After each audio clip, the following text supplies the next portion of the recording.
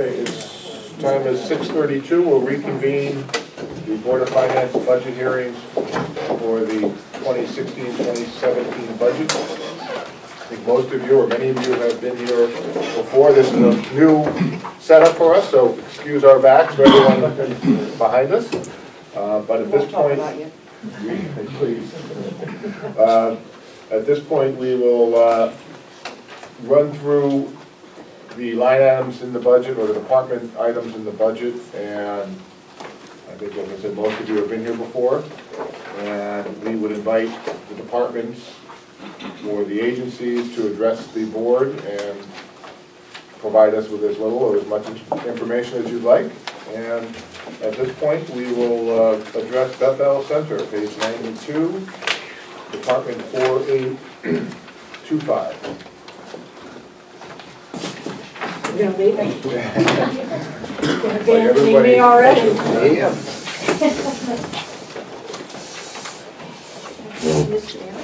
Thank you. Thanks. And if you are intending to address the board, if you would just state your name so that Kathy could put it in the record.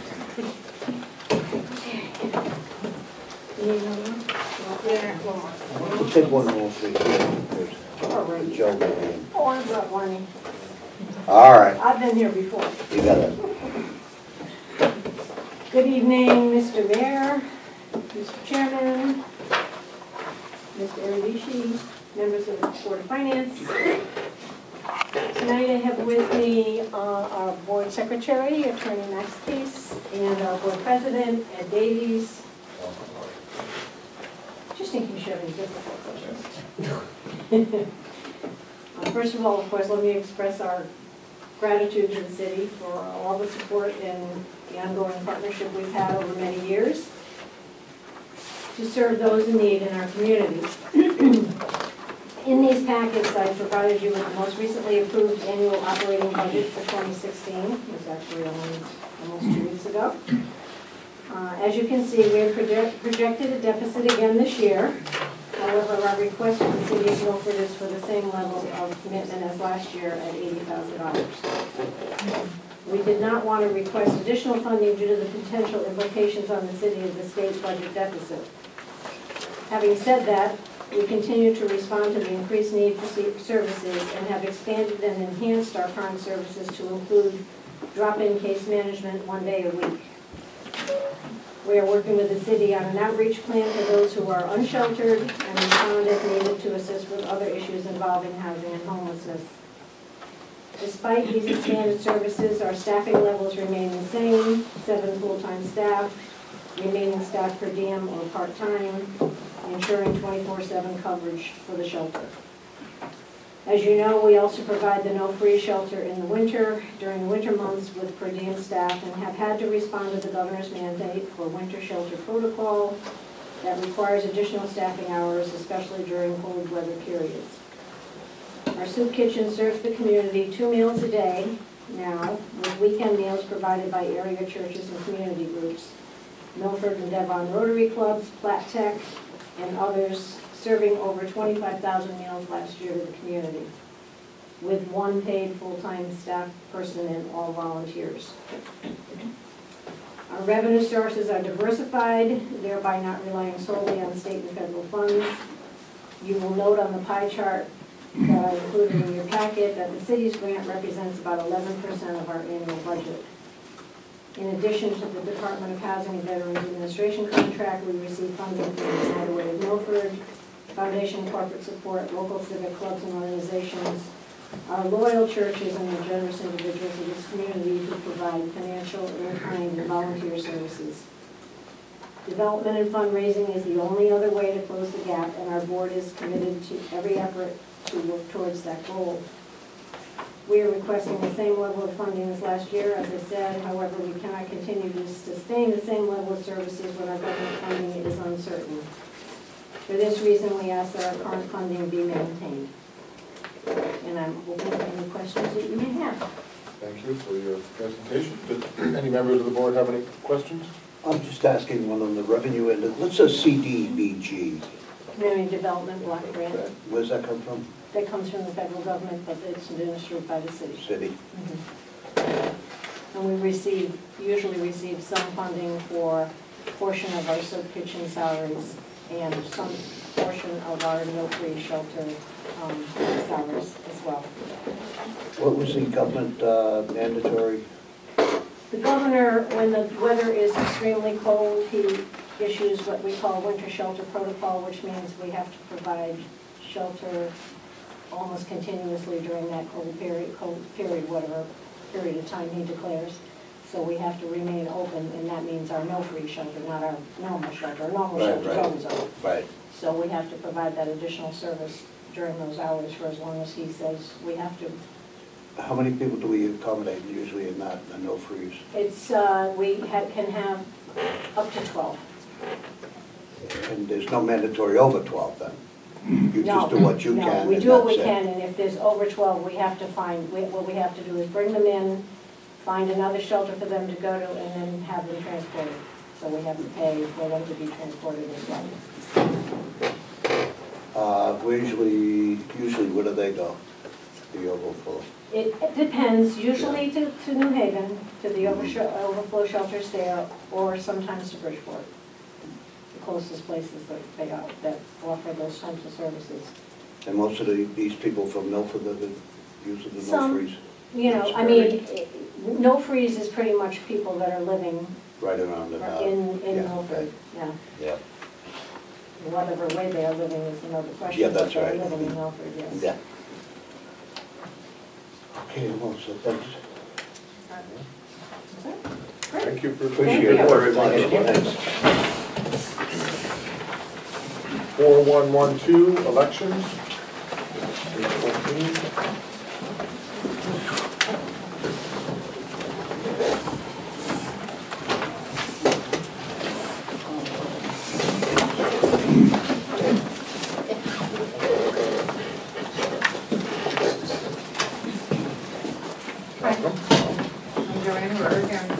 Milford, and accompanied tonight with Jerry Rowan, our registrar, and Deborah Tuttle, the other registrar, with the cross out. The election count is up a bit from last year, but if you look at history in 2013, 14-15, we had a budget of 140, and we went down last year to 110. It depends on the year of election it is.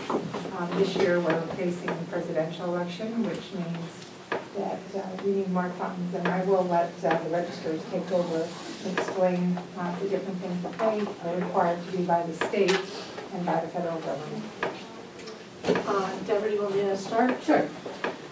Basically, during a presidential election, our turnout is double that of a municipal election. So you have the same number of registered voters, but your turnout is double the number of people that pass through the polling places. The other significant difference is we have an additional polling place in the state and federal year than we do in a municipal because of the way the boundary lines have been cut locally and state-wise. So there's just increased costs that we have to accommodate through extra personnel during a state and federal election. Some of the costs also increase when you have more candidates on the ballot and more, so you'll see that in a municipal, for constables, there's 8 candidates. So to pay for the programming of the memory cards, there's a slight increase for that particular race. So for just as an example, the upcoming presidential preference primary, which I know is on this current budget, it looks like there could only be 2 candidates for the Democratic primary. That will cost slightly less than the several more on the Republican side. Just in terms of programming the machine to be able to handle reading the ballot. It's not a significant increase, but it's so that you can conceptualize where some of those costs that you don't really know. It's not just one programming fee, it all depends on how many names, how many races you're dealing with. So we see that kind of increase as well. And the other thing that we've talked about before is election day registration. And that is, a way to think of it is to replace presidential ballots. So we have seen in the previous presidential election, about 600 people coming in just to vote for president. All of those people now will be required to go through the process of election and registration. So they don't just get to come in, state their name, make sure they're not on the voter rolls and vote. Now we actually have to register them. So we have the option of registering them online. They'll sit in front of a computer, just like Kathy is, and input their data. That'll get automatically sent over through the internet to our computers. We'll be able to hit a couple of buttons, get them processed, and put them in a polling location and get them the proper ballot, and they vote the entire ballot. Now, just by explaining it, you can see it's going to take a lot longer. But it's still going to be about, we're estimating still about 600 people. So we obviously need to hire people that we haven't had to hire in the past to cover that increased activity, if you will. And just slightly more than presidential because there's the whole registration component of that. So I'll answer more specific questions, but just trying to give you an idea of why we're asking for more money and why we see the costs this year being up. And the good news is that next year is a municipal election, and we anticipate being able to cut that down slightly. Oh, and just one more thing. The checkers, the people who actually check your ID and cross your name off the list, we've been told that it's our responsibility to keep the lines short so that people aren't waiting in line. Well, in order to do that, you have to have more people checking in. Because when you have an 80% turnout, your volume is just that much higher. So rather than have one long line with one person that they have to see, we try to divide it up into some of the bigger polling places into 4 or 5 sections of the street list. So that's, again, where you see more costs. Who says we have to have the additional checkers? Well, it's not a law per se, but it has been suggested by the Secretary of the State that we keep the wait time below 5 to 10 minutes. Oh, So, that's nice. yeah. Just like New York. So when you're. You gotta be kidding me. Oh, you gotta wait 5 to 10 minutes, I'm sorry. Well, so, you know, we try to balance, we've seen lines in presidentials, especially over at Harborside where parking is an issue and people, you know, so they get grumpy and we try not to have people coming in grumpy or leaving grumpy, and we try to increase our staff at that polling place and at Fort High School. You've done this previously? We have, yes. Yeah. And how much more does that cost? It's only a couple of $100 per party, per polling place, but it adds up. There's another $1,000. And even in the smaller locations during a presidential, in a municipal, we may have 2 lines. In a presidential, we may go to 3 lines, depending, like Orange Ave School is the next largest, just to try to keep those lines to a minimum. And we have people, like demonstrators and tabulator tenders, that we will cross-train so that if the lines are really long, or if it's a really much bigger, or somebody calls in sick, that they can cover. Which, so you don't see, you know, we try to do that anyway. Okay, what is that figure for salaries over there? What's the salary cost? I don't have the specific, but I could tell you that it's close to 45,000. There you go.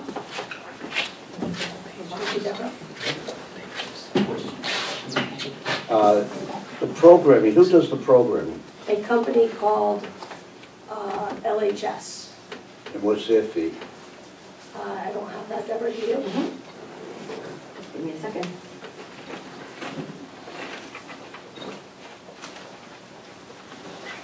But there's coding alone, they break it up. Coding alone is like $3,000. 3? Uh-huh. Let's see. The maintenance. Maintenance is another expense. That's the Little over voting 8,000. machines. Is that for the voting machines? State used to pay for that. They put it on us now. Of course they did. 2014 election costs, which would be similar to what we're doing this year because of the federal, $6,345 to LHS. That was for the voting booths and the memory cards. Plus $8,000 for just the annual maintenance of the machine. The reason I'm asking is that 11-12, the actual cost, budget was $86,000. 12-13, $75,000. 13-14 is 75,000.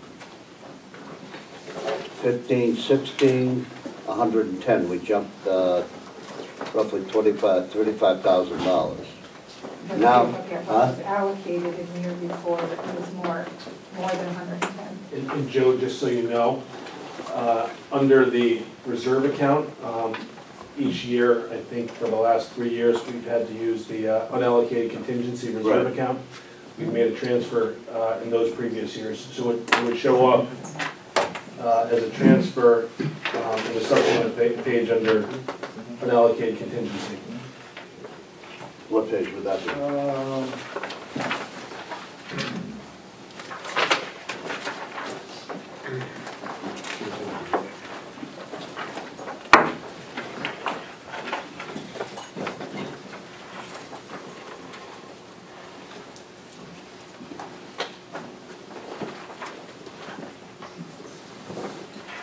Page 86.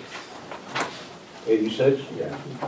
But you would see the transfer reflected in the actual expense item, like if you go back to page 14, the 2014, 2015 expense. Yeah. That column was 105,388. And in prior years, you might see higher expense numbers reflective of the transfer. Because they spent more than was originally budgeted. We don't see that anywhere in our finance board.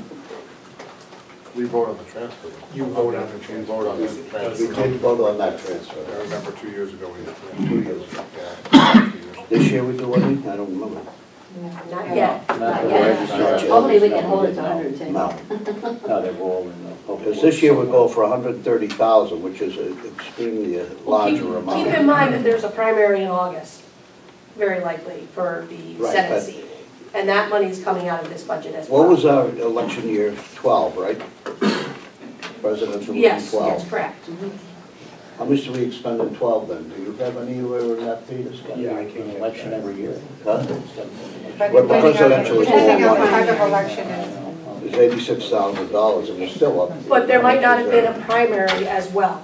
So I think what I maybe didn't articulate very well is that we still have a minimum staffing level of a moderator, 2 assistant registrars, at minimum 2 checkers, tabulator tenders, and ballot clerks and demonstrators. They still all exist, and we do that for a primary as well. Right. We just increase the staff beyond what you see in a primary cost And plus and that's what that, the balloting for that as well.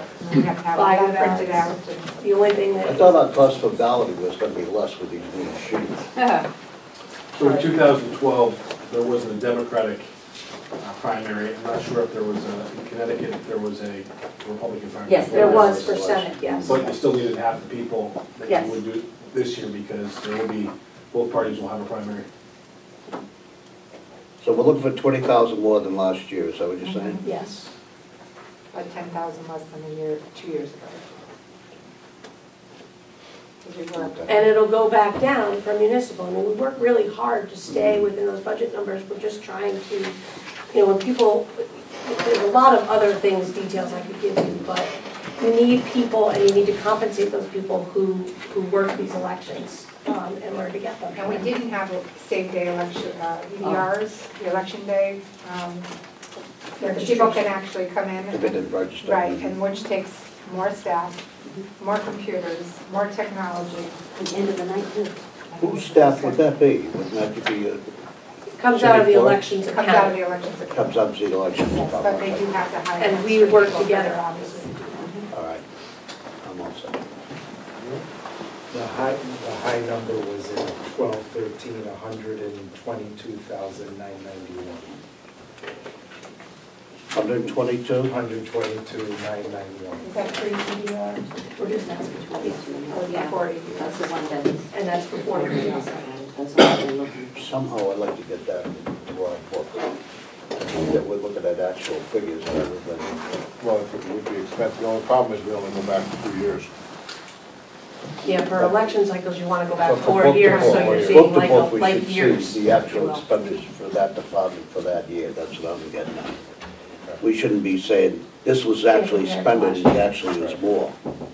And so I'd like to get, They could give us that in the handout, because they have that information. right, but Really, they should- what we do, I'd like to do deliberations beforehand, and I want to be looking at the figures What we beforehand. could do is break it down into different types of elections. Right, Civil- but I'm looking for my book to have Right. what was actually expended, not having you to come back and say, this wastes too much time for me, to make an analysis of it.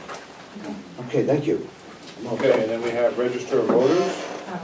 Yeah, I mean, you'll have city clerk if you want, you might as Stay well right stay. here. And this is page 15, 4115. If there's anything else you'd like to cover, or any questions? We do want to just mention about our seasonal temporary and our overtime count in particular. You may or may not have heard the recent Secretary of the State announcement that now she wants everybody to be automatically registered when they go through the DMV.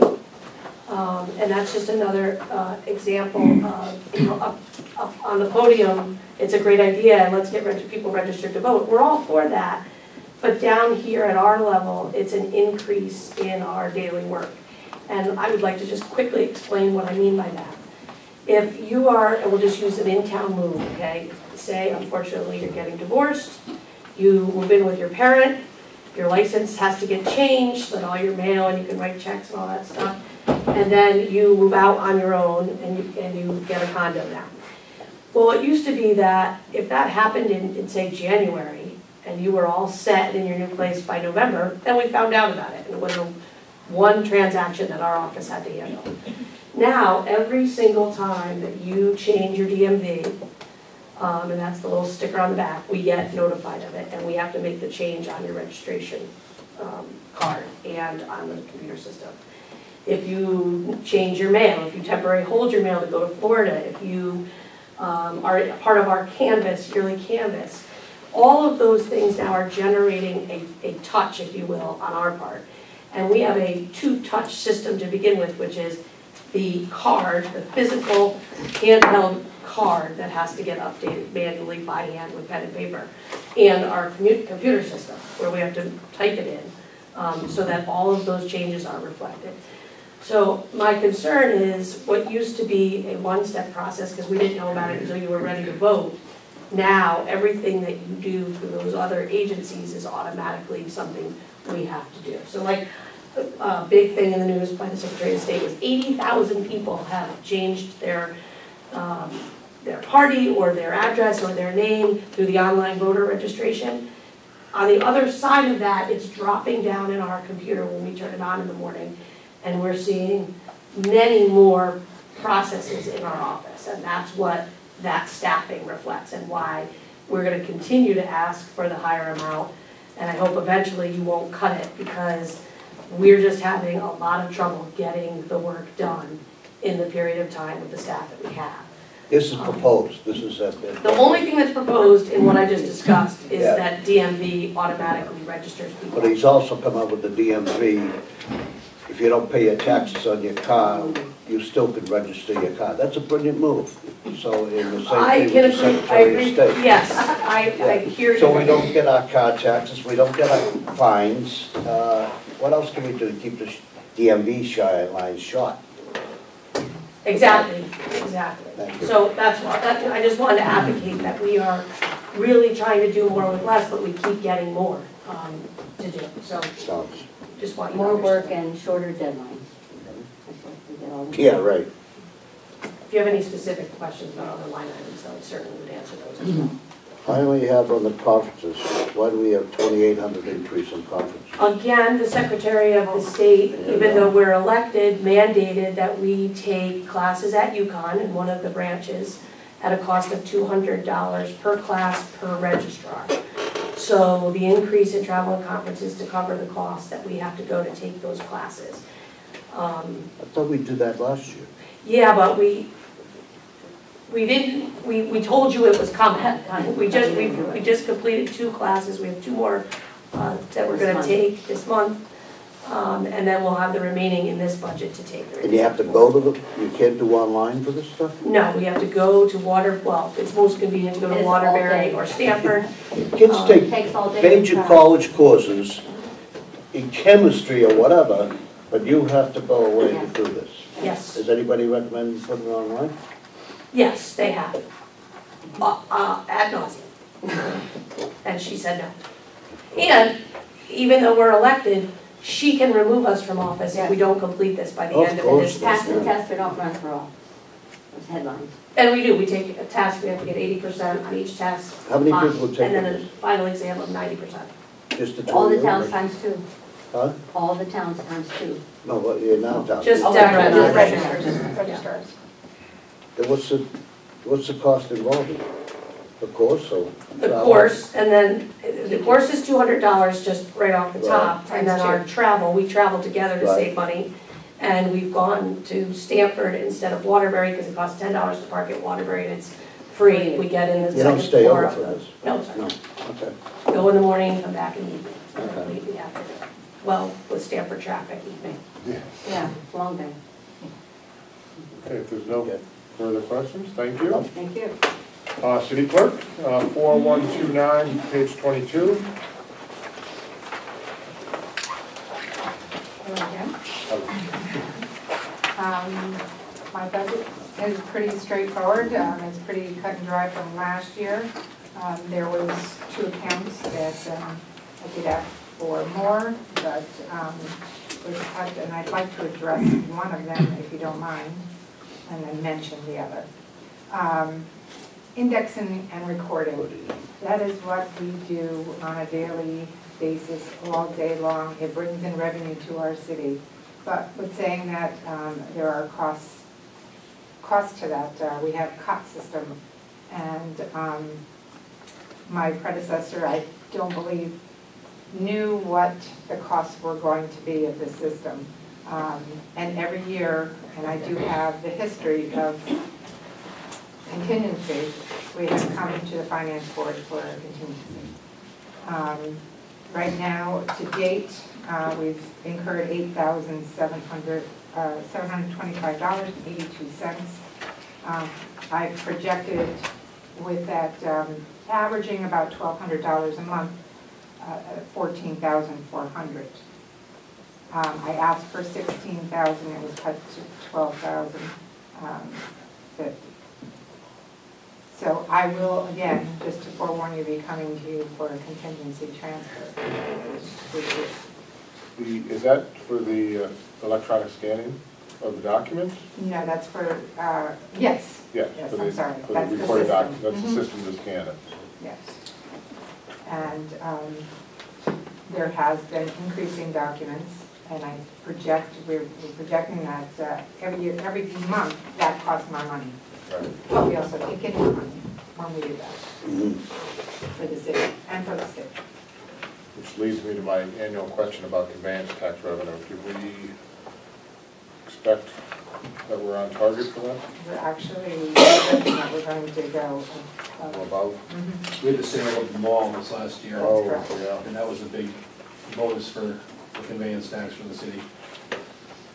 It was about 200, a little over 200,000. That's correct. Great River. And Great River was Great River? a little bit, not a lot. About 40, was it? Mhm. Something like that? We've collected about 500,000 to date. 473. That was then, I think it's about 700 now.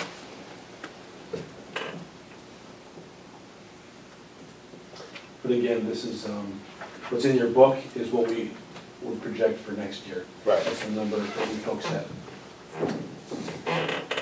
right.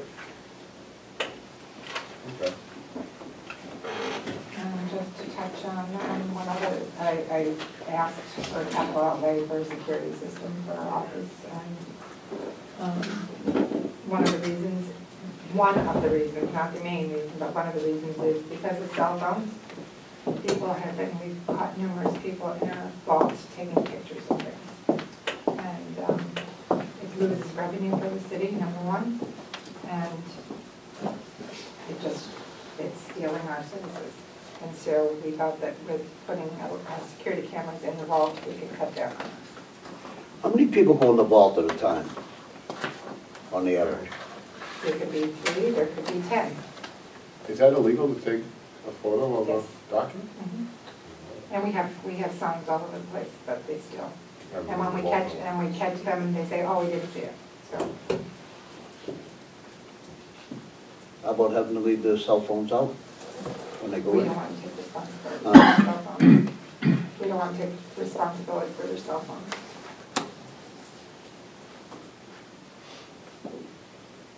So the big question is how much revenue we're losing? We don't know. We don't know. Right. So if you put the cameras in, how does that stop them from using the We cell? can see them. Oh, so somebody's gonna have to be watching? Well, I could have a monitor right at my desk. So you can have a monitor and you go in there and you tell them to stop And taking if pictures? they see cameras in there, I think it will deter them from doing it. Okay.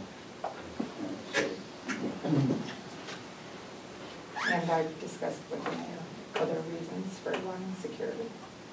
Now, the revenue, I assume when people access the system online and they print documents, they're paying for it. They do pay for it. They do pay for that. COT collects a service fee, but we also get a fee. And where does that revenue shows up in recording fees? Yes. Or is that where it showed up? Have we seen an increase in that at all?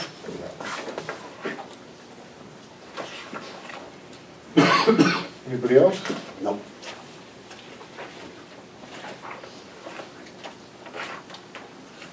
Anything further? Thank you all. Thank you very much. Appreciate it. Have a good night. You too. Thank you. Health Department 4610, page 79.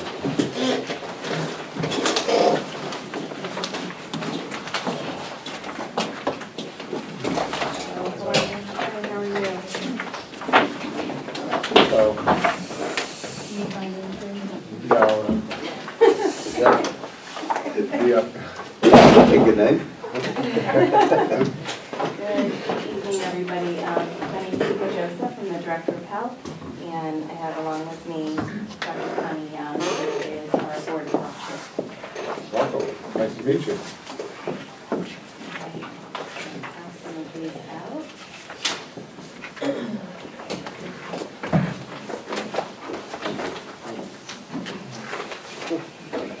You good? Yeah, we've done plenty of them today.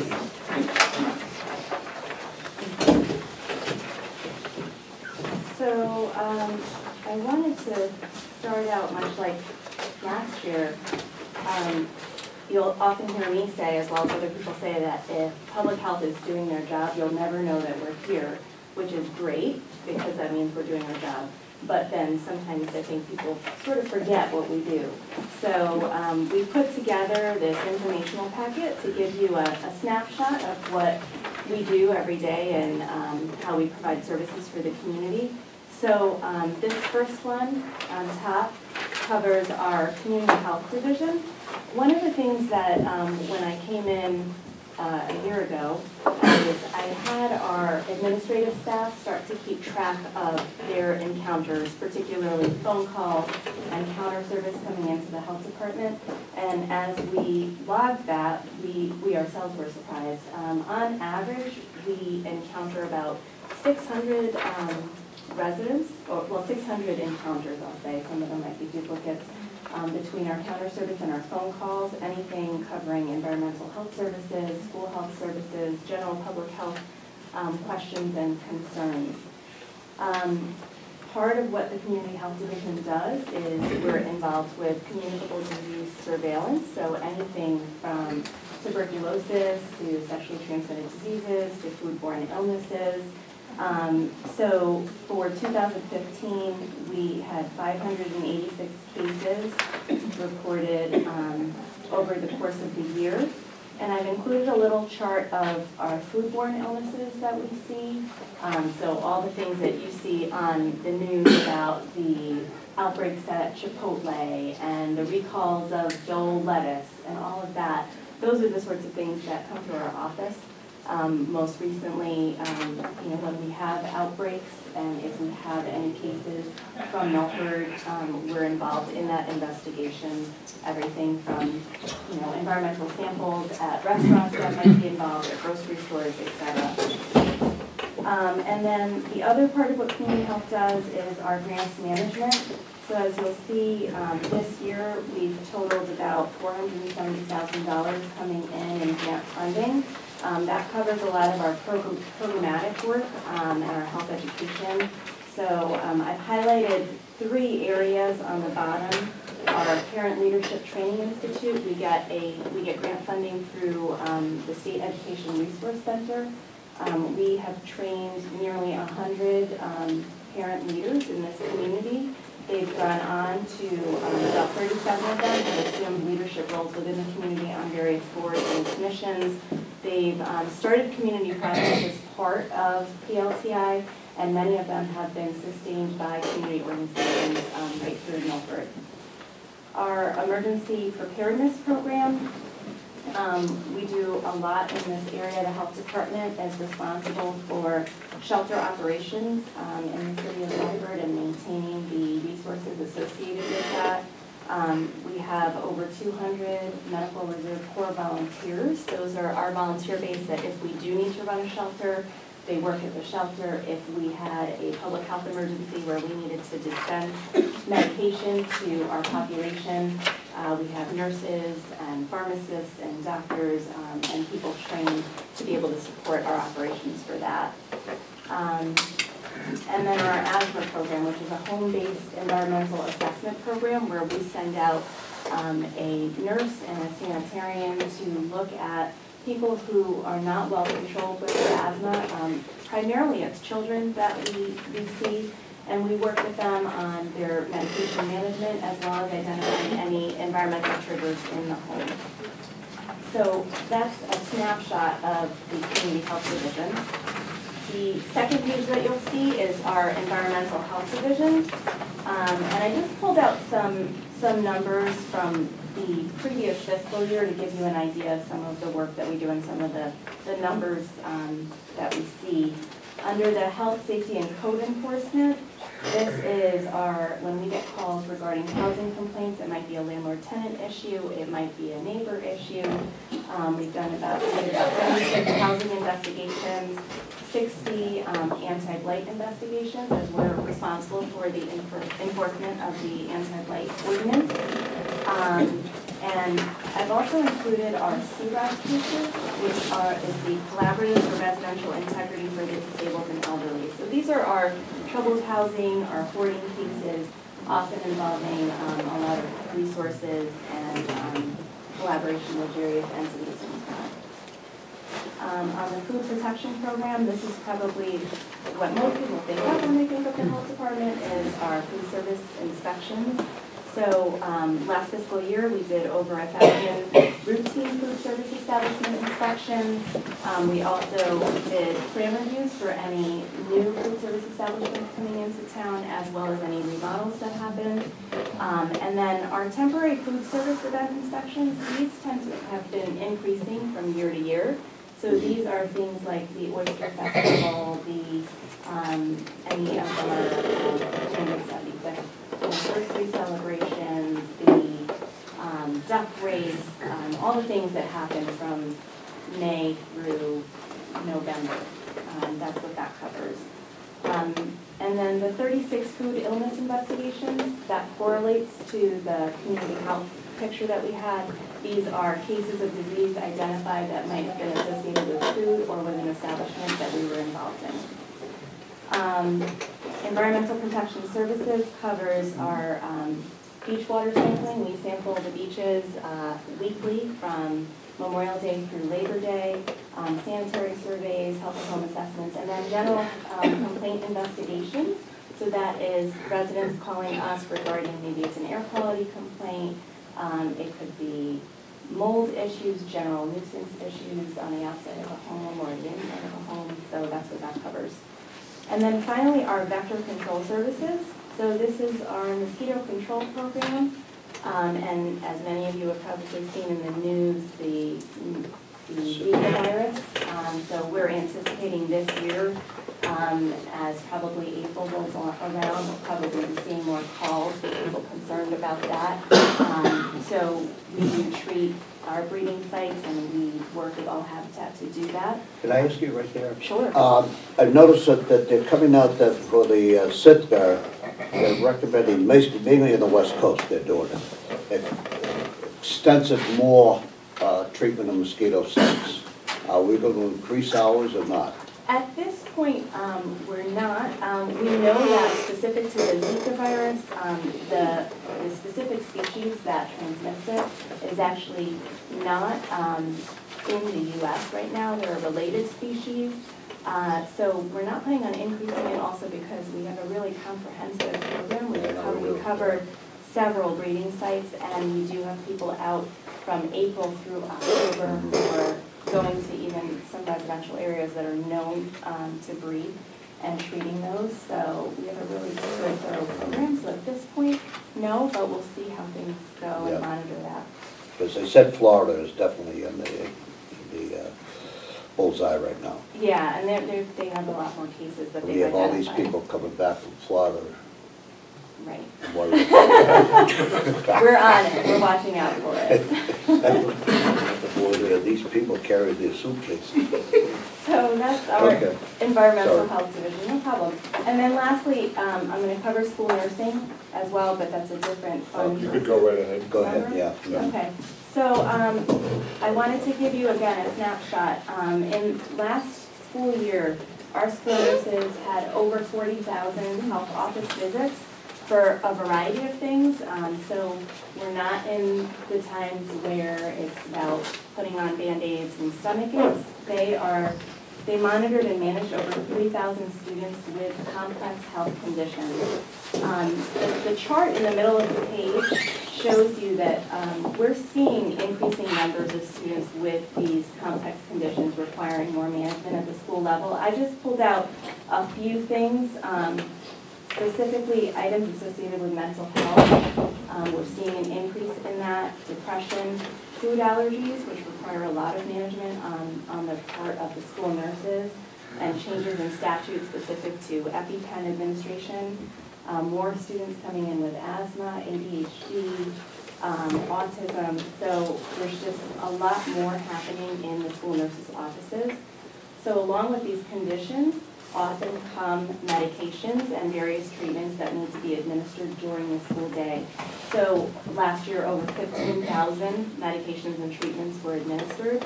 And that can be anything from an inhaler for an asthmatic or a tube feeding. So it really varies in terms of what they're doing. So they're very, very busy, and they're just seeing things change from year to year and getting increasingly complex. Our nurses also work in our immunization clinics, so we did over 40 clinics last year, administering over 1,200 flu shots within the community. They also administer it's called the Cocoon Program, so this is for people who are pregnant or have recently had newborns and their families. The idea is to protect the newborn from illness. And so particularly pertussis is what this was designed around, or whooping cough. So we administered over 100 of those immunizations as well. And then we also have 2 dental hygienists who work in the schools, at the elementary schools, and they provide oral exams, they apply sealants, and they do screenings for our kindergartners. So they provided over 1,100 oral exams, applied nearly 1,500 sealants. So that kind of gives you a snapshot of the numbers of students that are coming into their offices from year to year.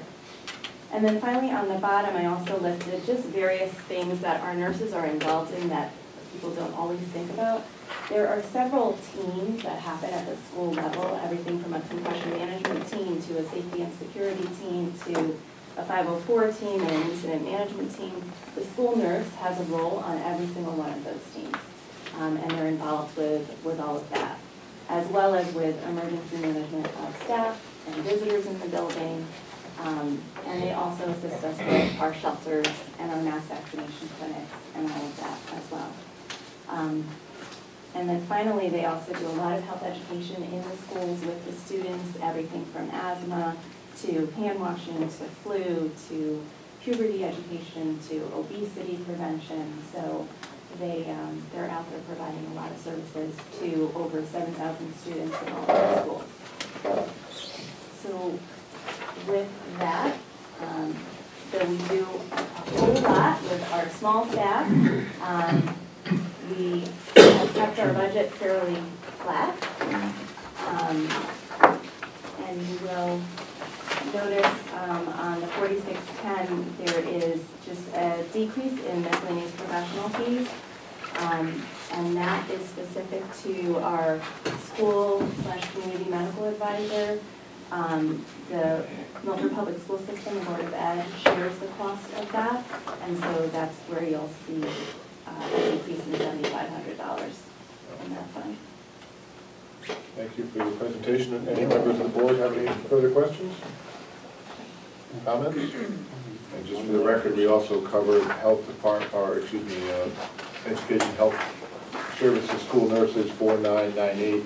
That was page 95 as well. And that's stayed flat as well. Good. Well, thank you for your time. I'm going to stay on the next one. Oh, you are? Oh, Visiting Nurse Association, okay. 4821, page 91, DNA. If you'll remember last year, we reduced it by about half. So it was at $40,000, and that was reduced to $20,000. It was something that the VNA agreed to in terms of a change of scope of services. Mhm. I missed that meeting last year.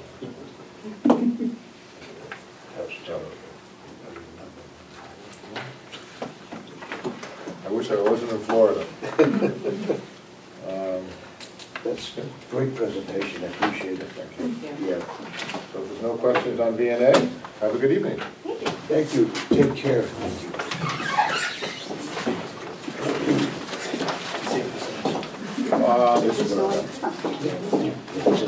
4826, Boys and Girls Club, page 92. Thank you for the page. Hi, how are you? Great, how are you? Very helpful. Very good, thank Very you. helpful.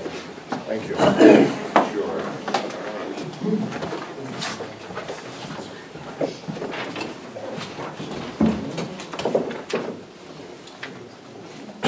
Welcome. Hi, everybody. Thank you for having me today. Yeah, we're right ahead. Awesome. So I just provided you guys with a little information about the Boys and Girls Club. Hopefully by now everybody knows what we do and what we're here every day having fun with the kids at the club. There's just a little explanation. So we are open every day after school. We've expanded our services, so we're in both West Shore Recreation Center, where our middle school and teenage kids are, and then we're also in the Simon Lake, a portion of the Simon Lake School, where we have all of our elementary school kids. Right now we're serving about 161 kids a day, and our current membership is up to 342 kids, and that's just for this school year, and we're anticipating by the end of the school year we'll have over 400 members. So we've been really busy, having a lot of fun down at the Boys and Girls Club. We offer over 60 programs in addition to our general after-school program. So that's everything from really fun programs like Girls Club where they paint their nails and have pretend sleepovers to STEM programs where we just got our exciting grant to run a 3-part STEM program for kids ages 6 to 9 that teaches them about science, technology, engineering, and math in a really fun and exciting way. So we're really excited about all the different opportunities we're offering the kids. We do all this while only charging them $100 a year. We take part in our after-school program. The reason for that is we don't want any financial barriers or any reason that for a child not to attend the Boys and Girls Club. Our summer program, which is something we've been running now for 3 years, has 150 members. It sells out in about 27 days, and I had 150 kids on my waiting list. We charge $300 for the summer, and once again, just trying to make it very affordable for all of our kids. We tried our best to increase our budget, which you can see we've done every single year. And last year was the first year that we actually had a deficit, a $3,000 deficit. So we're striving every year to get more grants in to increase our fundraising efforts and individual donations and corporate donations and reach out to foundations, and we have been able to do that.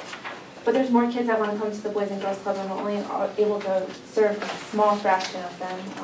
We have big plans. We would love to be able to serve at least 10% of the kids here in Milford, which is still only 1,000 kids. But we can't do that without more money. So that's the reason we asked for more money today, so we'd be able to serve more kids. Staffing is our major expense. That's what we spend most of our money on, is staffing. We do all that we do with 3 full-time staff and 14 part-time staff right now. So we're having lots of fun. I try to stretch every dollar as possibly as far as I can. We have over 200 volunteers, whether they're volunteering at our special events or doing one-on-one mentoring with our kids. Every person we comes in the door, they love it, and they usually end up volunteering and spending some time with the club, which is good for us and helps to stretch our dollars and partnerships. Your total budget is, For last year, or we are running on a fiscal year, for last year it was $395,425, and this year it's $480,000. 480, and the city's portion is 70,000.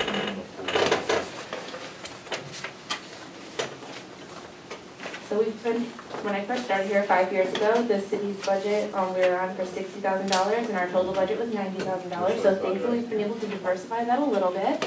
But it still is super important to making the club work, and I mean, if it wasn't for the city and our commitment, there wouldn't be a business. So your projected budget for the upcoming year is 480,000 roughly? Yeah.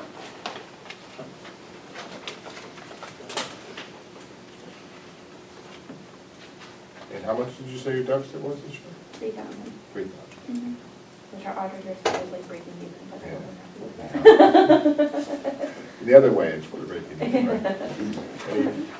Any further? Any questions?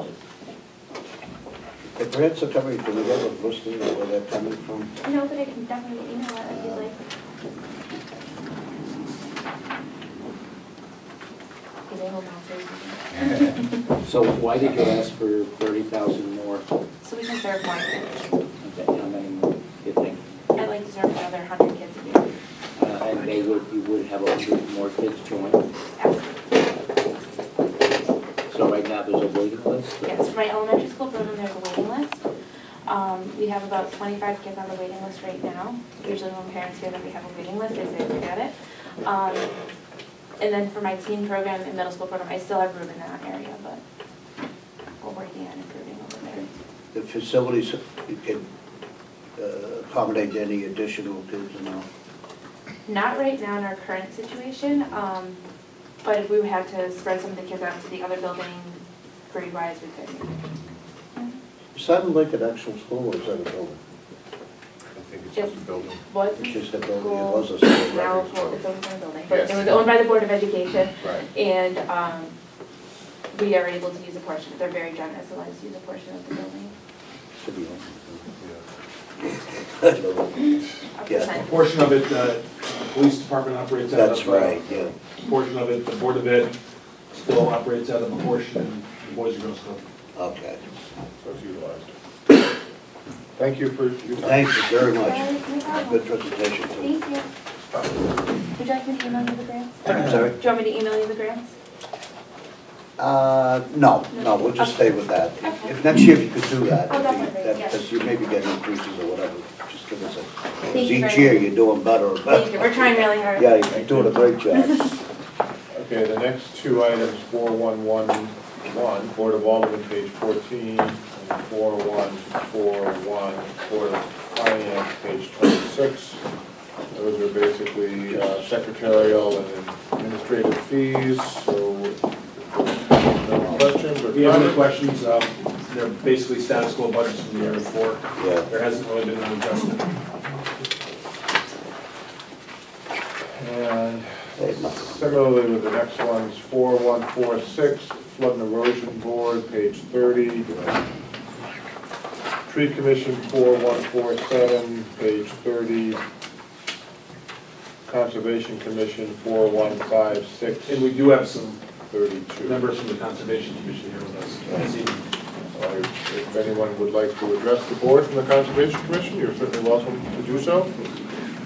That is 4156, page 32. Someone's seen it, so. I'm sorry. I'm not sure if we have anyone from the tree commission. Tree commission, we had ours. Well, I'll just make sure, we'll go back to tree commission quickly, because tree commission is 4147, page Right. 30. Are there any questions on that? It's flat, more or less, exactly flat. If not, then we'll go to Conservation Commission. Welcome. Well, thank you. My name is Steve Johnson. I'm the open space agent and was the vice chair of the Conservation Commission last year. And Maureen Vicente is here with me. She's the new chair of the commission. And the Conservation Commission, as you are aware, is a 9-member advisory commission, and it's been a busy year. Fortunately, we've got very active commissioners interested in learning more about conservation and taking workshops on their own time. And some of those workshops are free, some of them cost a little bit of money. Maureen and I both also attended a 12-week certification Master Wildlife Conservationist program last year. Last year, another project that we were really proud of in the Conservation Commission was we collaborated with the Milford Garden Club, Treat Farm, the Board of Education, and provided 550 coneflower plants, the city's official flower, to kindergarten students for Mother's Day. And we're also importantly advising on development projects that affect open space, and had last year held 2 special site walks and meetings on projects that we were asked to comment on. We've also supported Connecticut Trails Day. This will be our 4th year coming up in terms of leading walks in our open spaces. And we also provide testimony on the Silver Sands proposed development issues last year. And importantly, we continue to monitor the city's natural resources in terms of our open spaces by walking those and keeping an eye on them. What we're doing this year, we're not requesting a change in the budget, but we're just requesting an allocation of those monies, because we do need more monies to support some of the training and workshops that commissioners have attended. And in the past, we've had monies for secretarial fees, but what we found is we were having troubles having a consistent person to provide those secretarial fees. So what was actually happening is I was actually doing the minutes and saving the commissioner the money. But with me now actually resigned from the commission, we've got 2 new commissioners. I'm acting as a staff liaison to the commission, so continue doing that, saving money for the commission and allocating it for the actual training and workshop. Thank you. On Conservation Commission, and since you're here, we can also address open space 4162 on page 34. Sure. If there's anything that you'd like to address on that line item as well, you're welcome to. Well, thank you. And I appreciate the support last year from the Board of Finance and the Board of Aldermen in terms of my position being a permanent position this year. As in the past, my focus on open space has really been focused on maintaining an inventory of what undeveloped open space properties we have, and acting as a resource for the city and for citizens that have questions on those. I'm also actively continuing to work on securing grants that benefit the city, that relate to these open spaces. I've completed a grant this past year for the Weppawag River water quality monitoring we did for a year, testing through the Department of Ag.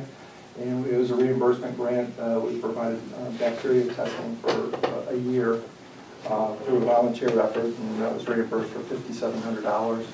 We've just secured a new grant from Circa for a dune restoration grant down at Walnut Beach. for $7,800. And in the process of working on actually three large grants. One is the NRCS grant, which is valued at $1,700,000 for conservation easements in city floodplain properties. And the STEEP grant from the state of Connecticut for $500,000 and a CDBG grant for $45,000 that are related to the construction of the Beaverbrook Boardwalk project. We've selected an engineering design firm for that. That's the property off of West Avenue. So that's moving forward. And then another important aspect of, I think, my role here is really connecting the community with these open spaces. So I'm doing that in a couple of different ways, such as my involvement with the trail walks and such. But reaching out to, like, working with 4 students from the Academy High School. We're doing an internship program for about 6 months on a project over at Wilcox Park, working with scouts over an Earth Day projects and a variety of things. So there's a tremendous support for these open spaces, and it's just people looking for opportunities for how they can help the city in these areas. So it's been a very enjoyable and fulfilling opportunity to work on this behalf of the city. You're going to go to swim in the love logs? Well, you can wade there, but up to your ankles and stuff, but we're working on that too, so. What grants are in pending now? Do we have any pending grants? There's a number of other grants that the city has been very active on that I'm also involved with, but not directly.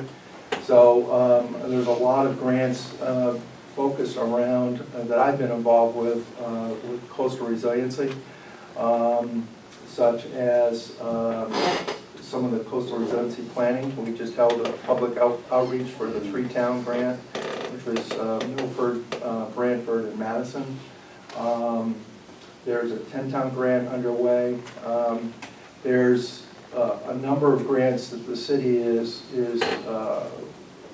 applying for, and we just trying to think. There are grants that I'm looking at applying for, such as that small one from the Circa Dune Restoration. Sometimes it's just an opportunity to have the right project that's shovel ready and meets you can apply for it in a time frame that is needed. Sometimes these grant windows are pretty small, but the city has a regular monthly grant committee that we meet regularly, and the mayor's always on the lookout for grant opportunities that might be appropriate. So Tomorrow's the meeting day. Well, what? Tomorrow's the grants committee meeting if you want to attend. Steve's also been involved with 4 grants that we've been working on. We actually just received 3 of them in November and 1 of them a month ago. They're CDBG, Community Development Block Grant, for planning for 4 different projects. Resiliency project, 1 is for Walnut Wilburn Beach, 1 is for Pelham, which is in between Point Beach and Bayview Beach. 1 is for the dune where Gulf Street meets Welch's Point. There's that erosion. And 1 of them is for over in Woodmont, Crescent Beach. All resiliency projects to try to shore up and harden those sections of coastline. So, Are any of those FEMA monies? It's Storm Sandy related monies through the Department of Housing.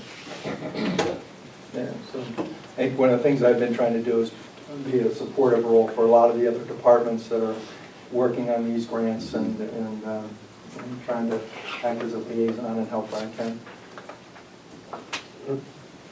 Thank you. Thank you. Thank you. Thank you. We'll go back to 4159, Veteran Ceremony and Parade Commission. Yeah. I don't see Tom Flowers here. Well, I think it's, we'll take a look, and if any members have a question, then we can let them know. It's usually the same. It's flat. Bridges, 4813, 89.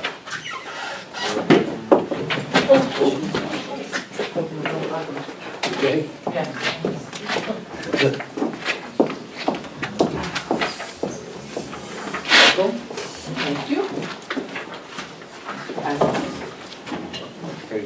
time.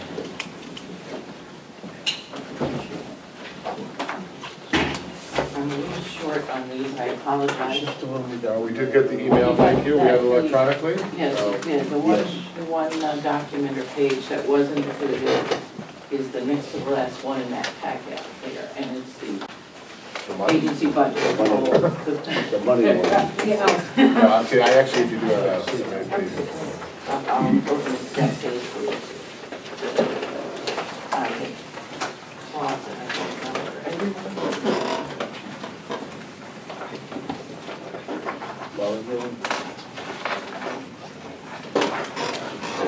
The next, other than, this would be the page, the critical information that accompanied the packet to. Not big. Whether I should distribute.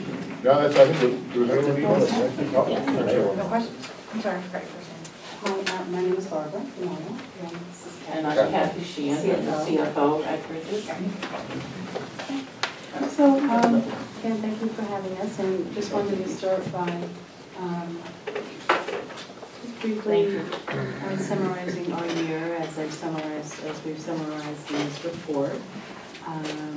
We have continued to serve upwards of, including family members and caregivers of actual enrolled clients, upwards of 1,000 Milford residents per year. How many? 1,000? 1,000. And that it may be a little higher. We include our, the direct services to the clients, children, adults that are actually enrolled, but we most often work with the family members or caregivers or, communities around the individual client. So, and we have, in the face of continued budget challenges and decisions that I mentioned in this report, particularly in our adult services or adult outpatient services, and we're anticipating more as we look at the governor's new proposed budget.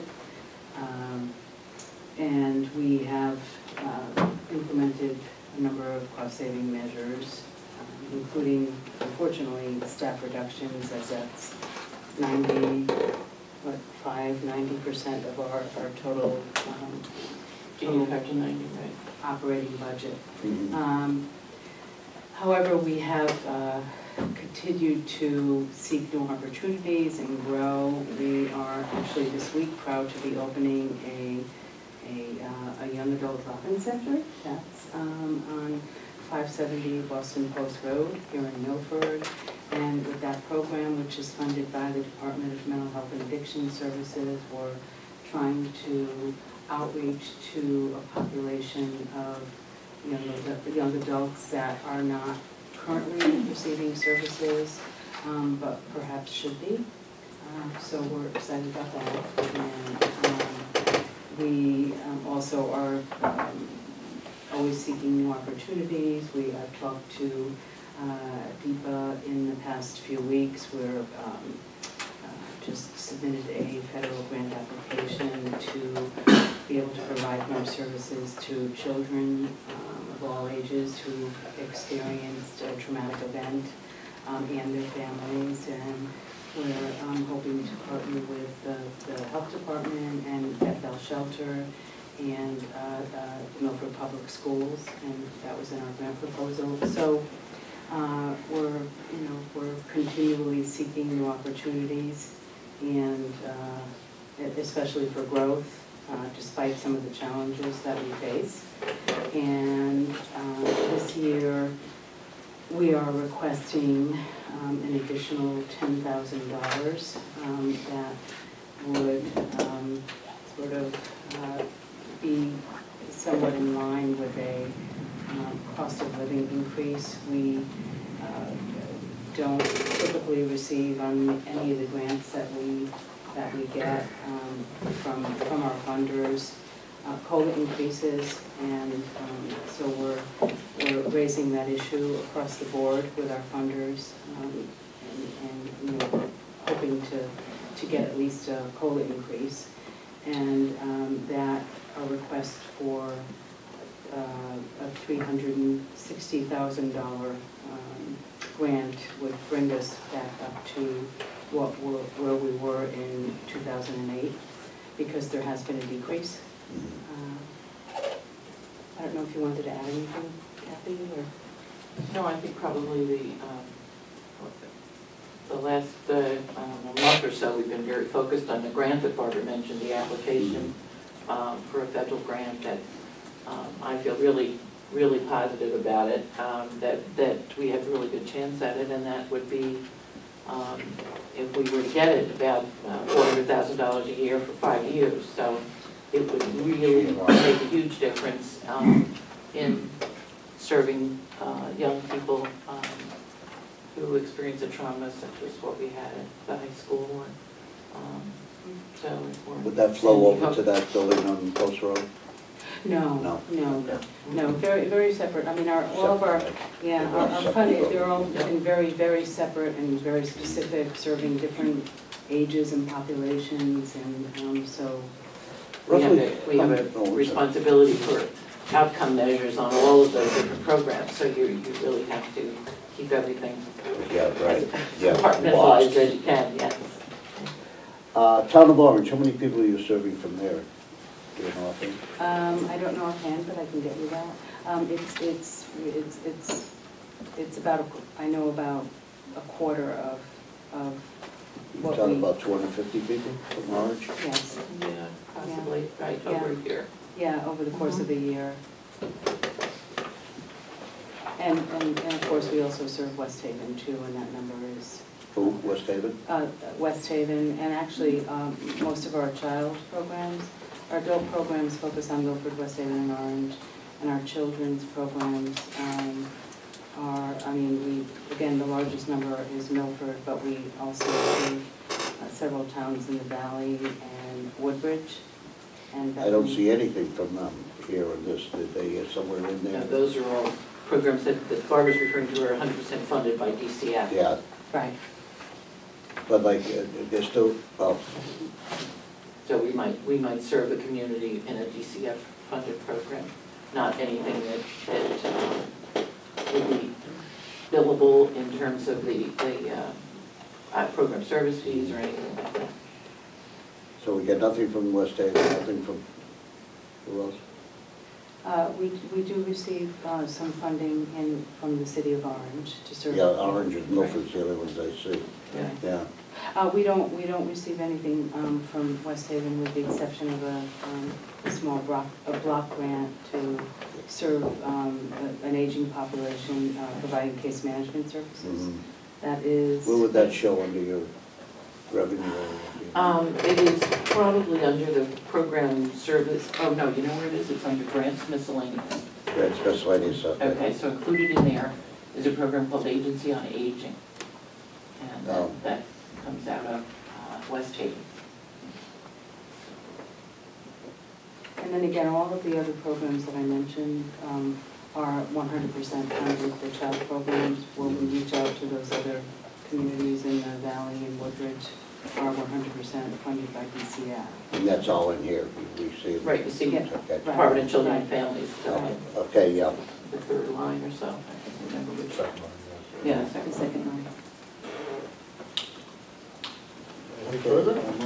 Is it possible to get a computer printout of the expenses? I mean, this is a kind of an overview, but do you have a detailed breakdown of, I mean, I see everything going up, but I don't know what's causing it to go up, whether you're buying more stuff or your prices are going up.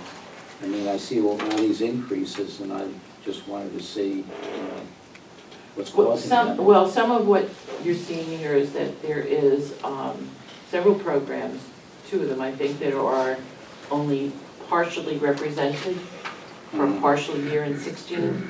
Yeah. So what you're going to see is an increase over in 17 for the, what I'll call the annualization of those expenses. Okay. So if there's only 6 months of the program operational in the current year, and then it annualizes into the following year. Okay. So that's some of the increases that you're seeing.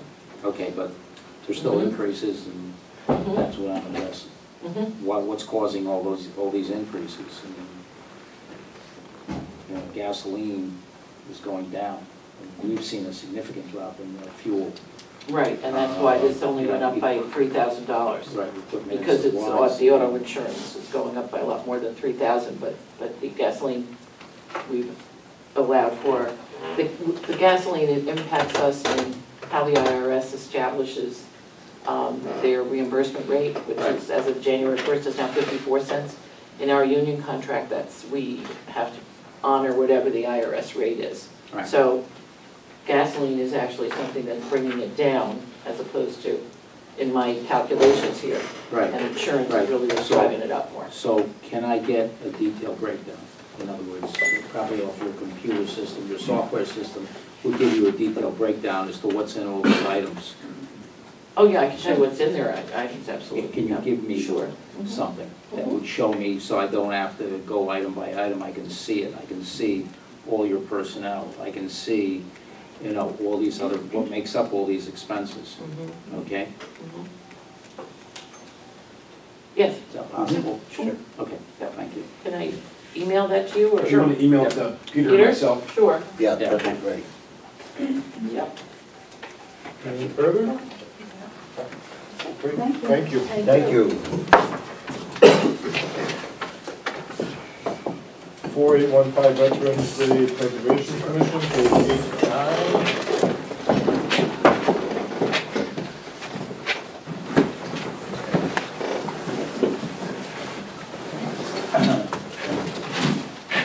How are you?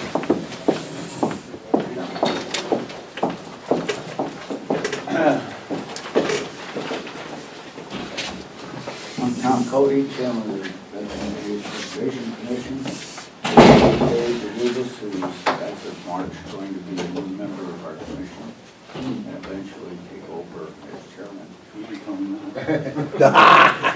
You gotta watch him. Anyway, I have some pictures here, if you'd like to pass them around. I'm just going to kind of talk about the last several years, some major things we did for the cemetery, so you can see. The monies that we receive annually are used for the good of the veteran areas in the cemetery. We oversee the flag poles to make sure the flags are all fresh, new, not soiled, not tattered. The solar lights, with the cooperation of Chris Saley, Public Works, we replace the solar lights, so as you go out of cemeteries at night, you notice the flags are lit, and that's every 3 years, and we have to go up and we're going to do that. In the spring, the planting areas around the main monument in Milford Cemetery, we put fresh flowers in the spring and the fall, mulch, we seed the areas for grass and so on. In the last few years, we created a brick walk area around the Revolutionary War Monument. We did have a ceremony that Mayor Blake was present at, to commemorate doing it. We did that with Milford Cemetery, and Jim Beard helped us design it. We used the same brick material that the monument was made of. To the left of the monument, you'll notice a stone marking the grave of a unknown American soldier. And the skeletal remains were there. They were never marked. We did that 2 years ago, placing a monument marking it. And that was something that we did with Tom Byrne, who was a member of our committee. And he's had poor health, so he had to leave our committee this year. McKinney's Highway created a planting area in the Veterans Circle. So it kind of runs left and right across the front of the Veterans Circle. There's the flowers are in a form of a V for veterans, so when you drive by on the main street and look in, you can actually see the flowers. They're bright. They're changed twice a year, fresh mulch. Flag poles, I said, all fresh flags. It was brought to our attention a couple of years ago that one of the governors buried in Milford Cemetery, there's 3 governors, former governors of Connecticut. The above the ground mausoleum had been vandalized as far as painting and so on. So we brought in brown memorials from Monroe. They cleaned it up so it's like brand new. That was brought to my attention through a letter from the general public, bringing it to my attention, so we try to oversee and do everything as good we can for the veterans. So that's kind of what we use our money for. Another big project we did with Jim, there was a problem in Kings Highway Cemetery where when it rained extensively, it would flood the veterans area. So Jim brought in an engineer, they came up with a big plan, and we shared the expense on that because it encroached on the veterans area, and we felt that we were saving all those graves that were encroached upon as far as drainage and so on. So that's another thing that we do. We usually coordinate with Milford Cemetery at any projects, things that can be done to make it better, nicer for families to deal with, their loss and so on. So that's kind of what we're all about. They've done beautiful work. I Yeah, you really do. Milford Cemetery all the time. It's beautiful, beautiful place. Thank you. I'm sorry, what is your name for the record again? David, and last name is DeRubis. DeRubis. Yeah, D-E-R-U-B-E-I-S. Thank you. Milford Cemetery, and if I'm, this is what I understood, right? Milford Cemetery is the oldest active cemetery in the nation as far as burials. So it's the oldest actively day-by-day burial cemetery in the nation. Right, in 1901? Yeah. Is that a fact? I don't know, Ray told me this. I don't know. He said it was the year you were born. He said, Well, thank you very much. Thanks. Any Really questions? appreciate it. Thank you. Yeah, it's good work, it's important work. Appreciate it too. Milford Flotilla, 4816, page 89. No, no. Thank you. Thank you. Good evening, welcome. Good, thank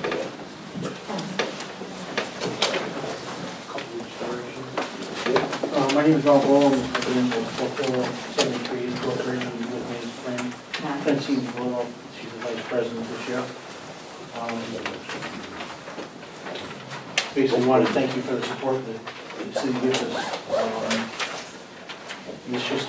What I gave you just touches base of what we've done in the past year and what we do on a yearly basis.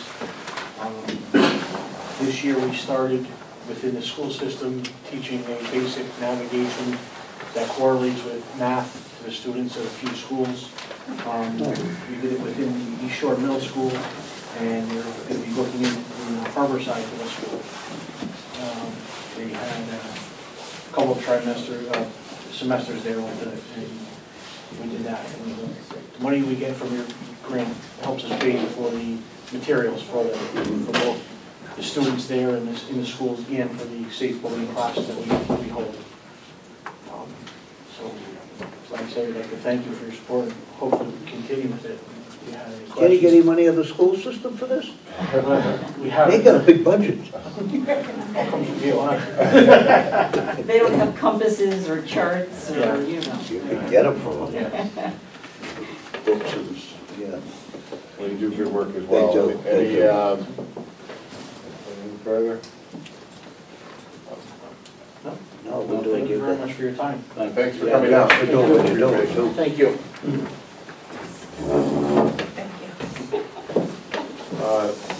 Milford HSD Agency, 4817.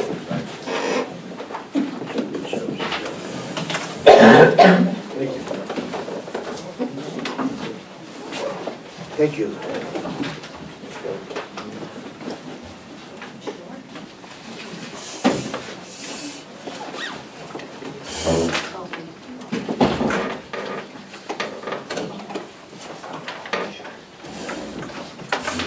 Good evening, everyone. this is my first Board of Finance meeting. My name is Chrissy Roach. I'm the interim director of the Department of Human Services, Youth and Family Services, and with me here tonight is Beth Simpson, our administrative assistant. So we've handed out some information for you. There's a couple of things in there that I'll direct your attention to as we go through. But I thought I would just start by giving you an overview of who we are as a department, and then certainly take any questions. So right now, we have 6 full-time positions on staff, and I'm functioning in 2 roles as interim director and program coordinator. We also have 6 seasonal temp employees in the department, and we also utilize unpaid interns. We have about 10 unpaid graduate level interns and 2 unpaid undergraduate interns in our department right now as well. Basically, our department, many of you might be familiar with it, but sometimes it's always good to lay out the groundwork. We provide a host of social service programs to Milford residents. Our overarching priority is to locate the appropriate resources, whether that's things that we can do in-house or connecting them with other entities in the community, and cost share wherever appropriate. On the human services side, we have a couple of flagship programs: energy assistance, renter's rebate, and then we offer seasonal programs throughout the year. That's all in addition to our standard general outreach programs that we offer year-round. On the youth and family services side, we're a team of marriage and family therapists. Many of those unpaid graduate level interns are marriage and family therapists in training, and we provide individual, family, and group therapy to the community. And we also have a focus on prevention-based programming, as well as crisis mobilization, and as I said, we have the interns, so I think of us as a training facility for universities in the community as well. If you look on the left side of your packet, those program operations, it gives you a full list of, a more comprehensive list of what I said. I wouldn't say it's full. So that's the general sum of what we do. The first page in your packet, this phase page I'll direct your attention to, covers our operating budget, which includes our city grant as well as grants from other sources. And it also lists our therapy revenues and private donations that we get from different entities and are subject to change, obviously based on funding that's available, budget cuts that we're all suffering from right now as well. One of the things that you'll also see on there, sort of in the middle of that section, that second box, is a heading that's titled Direct Funds Distributed to Milford Residents. So I mentioned we're a full-time staff of 6. We have 2 full-time outreach clinicians and 2 seasonal temps on that side. And in the last program year, they took in 759 applications for Milford residents, which then was able to award those Milford residents over $344,000 in direct funds to help with their energy bills. The second program that's listed there is our renter's rebate program, where they took in 442 applications, which awarded back Milford residents over $245,000 to their rental assistance. Any questions? The energy assistance, how many are we dealing with? I'm sorry? Energy assistance. So there's 759 applications that's reflected in that 344,000. These are all Milford people. Correct. One of the things that you'll see on the first box is under grants and other revenue sources. Team Inc. is the third thing down, Community Action Agency. We're an intake site for Team. So instead of sending Milford residents to Derby, we're able to see them in our office. And then that way, many of them, wouldn't make it to Team. A lot of our clients are elderly, disabled. Certainly convenience factor, and we get to keep them here in town. Team gives us a small chunk of money to be able to offer that service.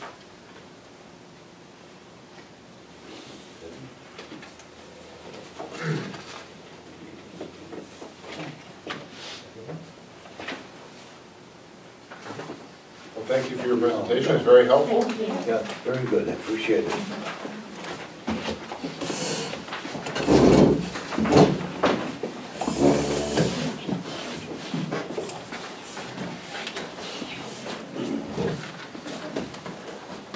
Okay, Milford Historic District, 4818, page 90. Choosing secretarial fees, Milford Historic District 2, again, secretarial fees, page 91. Cemetery Association, 4822. Mr. Beard. Good evening, ladies and gentlemen. You have a tough act to follow with Mr. Cody, so Oh, I expect to hear yeah, all that's the- easy. I expect to hear all the good work you've been doing. That's easy. Please. Despite the change in demographics as it relates to burials, going from traditional being in ground to cremations and being less income, we've survived that. And we've survived it well. I have to comment. I look around at the pictures, and having been a lifelong resident of Milford, and the first church being history, and Al Hotchkiss's walkway, and Al Monroe's pier, and so Mayor Ben represents, the administration on that side of the river, if you will. Here we go. And if he were a hospital, you people would be in the emergency room, and you would determine who gets a transfusion and who doesn't. But as a community, I'm off the subject, but as a community, everybody knows everybody. And it's so heartwarming as a lifelong resident to see a community giving blood back into the community. That's what we, Now, You're right. I'm off the subject, but be that as it may, we're, in the best of times and the worst of times, we're healthy, well, we're a partnership. And we appreciate the partnership of the emergency room and the community. well, you do also great work with the city and with the association, so thank you, Bill. We're proud, and we hope we make you proud. Bill. Are we using the land up on West River, not West River, is it? No, no, that's the future. That's a future. And the cremations allow us to buy time that we're not using the real estate at the rate that we thought we were back 15 years ago. In these cremations, nobody's using any of the land for the cremation? We're still doing traditional burials, but at a lesser rate. And because of the cost of a traditional burial, the cremations are more affordable. And so to that extent, we created the columbarium wall in the rear of Kings Highway. We created 400 niches. Okay. We're about 25% or more of that filled. And we have the committal area there. And so that's an option that we've allowed for to save the real estate so that we prolong. That's good. Yeah. Okay. In the meantime, we bought the Aldo property on West River Street, and we paid for that now. So that's in our back pocket, and that's Milford's future. So we don't want to go up there until we've utilized what we have, because once we start there, we have to commit to that. Right. Yeah, right. And so we want to stay where we are. I mean, and so that's where. Makes sense. Appreciate that, thank you. In the meantime, it's beautiful. Thank you, James. Thank you, James.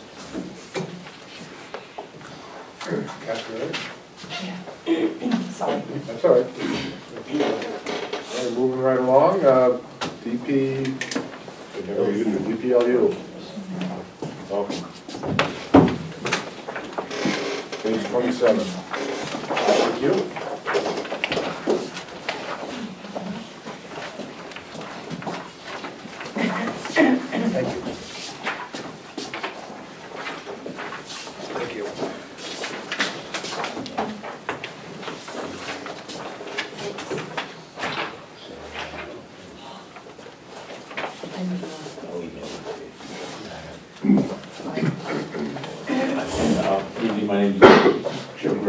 Director of Permitting and Land Use.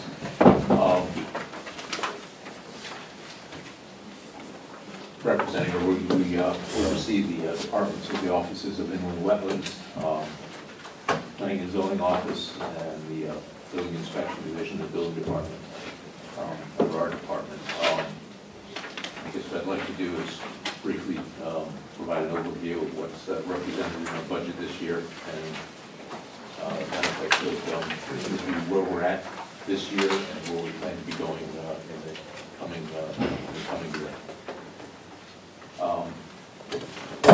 This budget is proposed at $997,300, which compares to the budget previous year's budget of $1,005,814. This represents a $8,500 decrease in the budget, approximately 0.85%.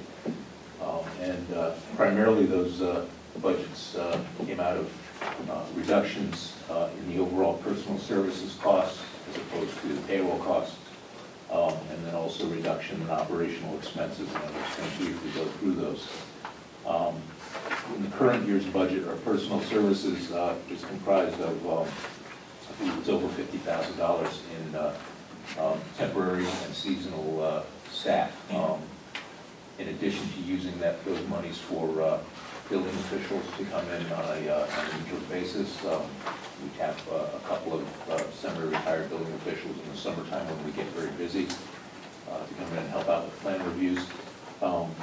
It also was being used to pay for clerical staff, specifically in the building department. She was serving as a receptionist and also assisting in scheduling inspections. What we've also initiated this year, it was in last year's budget, as a full-time position, wasn't in the budget. But what we initiated this year is the receptionist concierge position. This is a person that sits out at the front desk, at the front doors, and she's got a computer there, access to our database, and her job specifically is to greet the customers as they're coming in the door, essentially familiarize them with the process. If they're coming in specifically for a permit, she's entering their data into the system. The real benefit to this time-wise is that we are not relying on building officials who don't type very well to be entering this data. It becomes much more efficient and a good way to reduce the waiting time when people are coming in. So our concierge has been working on a part-time basis along with the temporary staff that is working in the building department. And what we're proposing to do in the coming year is put a full-time position at the concierge position. He or she would also be tasked with fulfilling the roles currently being provided through the clerical staff that's dedicated to the building department now. So that concierge position would continue to greet customers as they're coming in the door, and also serve to be telephone reception for the building department, as well as scheduling and coordinating the building department inspections. So if you look at the budget, I think this is really one of the only adjustments in personnel that you'll see for this particular 15-16, or from the 15-16 budget to the 16-17 budget. It's not a new position. We've funded it out of the seasonal temporary, but because of some pending litigation, and if you want to ask more detailed questions, I would recommend that we may go into executive session to talk a little bit about why we're making the shift from seasonal temporary to a new position. There are labor-related issues, if you do want to discuss that in more detail. Thank you, Mr. Mayor. Is there anyone interested in going into executive session to hear those? I think I understand them without, well, certainly. Okay, well, I don't know if I can shut off the, I'm not inclined to go into executive session unless someone else is. No. But thank you, though. So 17,000 of the 34 would come from the seasonal temporary? There was 16, yeah, 16. 16 or somewhat. Yes, coming from there, yeah. The 17,000 that was going to the clerical seasonal temporary. Temporary, right. Correct. And then, as indicated in the building department budget, we've, again, reduced our line item for seasonal temp under the building inspector as well. So there's a little over a $32,000 or $32,500 You say reduction in the seasonal temporary account. Right. Right, and then the building department, there's another reduction. Yes. In seasonal temporary to make up the balance, or almost all the balance. Almost the balance, yes. Okay, so in other words, the difference is only like. It's a building department, where you see that? Well, no, you gotta go to another department, building department. Yeah, that's somebody. Well, if you look at the chart on page, if you look at the chart on page 27, and you look at the seasonal temporary, Right, got that. it's a $32,500 difference between the amount budgeted this year, $57,500, and the $25,000 which is being requested for next year. Mhm.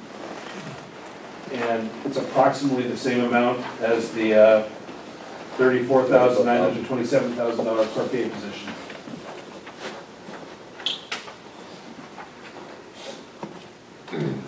Okay, so that went down $32,000, okay, and overtime went down. No, And the overtime, well, the overtime's going down $10,000, okay, and that went down 32, okay. All right. So the net If this is a effect, full-time employee, you get additional benefits, and the benefit costs are gonna be in there too. yeah. Okay, we can discuss that. all right. Deliberations, I think. Another source of our reductions is essentially, as we're going through the operational expenses of every office or department, building department, any building, we got these common line items, specifically office supplies, office rentals, printing, cell phones, what have you. What we've done is we've essentially zeroed those out in the individual offices and put those all into DPLU's line item. And obviously, we're looking at the individual line items this year, their projected spending, and essentially, as we've gone through those line items, we've backed out, $500, $700 at a time. But that then totals out to be about $4,000 in savings as we have combined it. And it more specifically, I think more accurately reflects the way we are accounting for these items. That they are all getting requisitioned and purchased through DPLU. So I think it's just a more accurate system, and we'll let it continue on that path as we move forward. So our cell phones went up 2360, right? I don't think, you mean from last year? Yeah. And included in the cell. Oh, I'm sorry, no, I'm sorry. Get me. Okay. Get me. Up in the expended. And just so you know, included in the cell phone costs are the wireless services. Building inspectors actually have tablets that were purchased several years ago that they can take out to the job site and utilize the different functionings, because we are on the view permit system. So that is one of the things that is under the cell phone costs, is the wireless service for that. $10 a month for that. That's what I pay. For tablet. I think it's more. It shouldn't be. Talk to Verizon. They pay $10 a month for that tablet. Just for the tablet now. Okay. Briefly, in this past year, the major event that we were dealing with is Tom Rauchi, our chief building inspector, retired back in the fall. Charlie Carell has is a building inspector, is serving as in the interim position of chief building inspector, I should say. He's done a great job in not just filling in the role that Tom had been doing, but also in terms of just maintaining the morale and the productivity of the other building inspectors that are there. So between Charlie and our new hire, Mr. Rizzoli, and Dan Garriak, and the fact that the vacancy is occurring in the winter, we are able to keep up with our both plan reviews and inspections. I don't think we are compromising anything. It's not to say in the spring that we aren't going to be looking at increased workload. We do hope to have a new chief building inspector in place by April. As I said, also, we are looking to I think we have pretty much formalized the responsibilities of the DPLU receptionist / concierge in terms of her his or her role at the main desk. But you know, with the coming budget and allowing us to have that person on a full-time basis, as I said, the responsibilities would be expanded to more closely serve a lot of clerical functions now happening in the building department. So I see that just as a good way of increasing the productivity of the office and just the speed in which people are coming through our permitting process. Again, we're looking to, and we have, oh, I'm sorry. Yeah, that's right, no, that's just thinking outside. We were, you know, we have been, and will continue to try to increase our efficiencies, and that's primarily being done through our expanded use of technology. As the mayor indicated, we are still expanding the use of e-permit. I don't know what percentage we're using its capabilities, but we continue to increase its use. And I think what that is doing is by introducing these procedures and formalizing these procedures and making sure that view permit is providing us with checklists and documentation and verified procedures. It's allowing us to work faster without, frankly, running into mistakes. And so I see that as going to be a real benefit that's happening there. And again, we are continuing to emphasize our customer service. I noticed the elections for registrar of voters was noting that when people come in grumpy, we don't want them leaving grumpy. That holds true for us too. I mean, and I think we are. And again, I'll attribute a lot of it to Charlie Correll, just his attitude and working with customers as they're coming into the building department. But I don't see people as being as grumpy. Yeah, you haven't dealt with Jim recently. Actually, we have. We're less grumpy. And this is really one of the departments that, at least over the last 10 years, has really come around. The types of letters that my office has received, the types of emails and phone calls that I got both as an alderman and now as mayor is really night and day. Obviously, back in 2009, when the CRIT team formed a committee to investigate how to improve the customer service and efficiency and consistency of the permitting departments. There's been a lot of work that's happened. Joe has done a tremendous job as the director, but it really has come full circle. Not only are we spitting out more building permits than anywhere in the state, I think, other than Stanford and Norwalk and us are usually about the same, but we are also doing it in a lot more friendly way. You don't see the long lines and parsons that you used to. It's just a different system and a different atmosphere there. Excellent. Good to hear. Anything further from this board or any further like this? No. Well, I think we have one question, it's been resolved now. Good work. Thank you. Thank you, Joe. I guess I'm good for zoning board of appeals. Zoning board of appeals, Yes.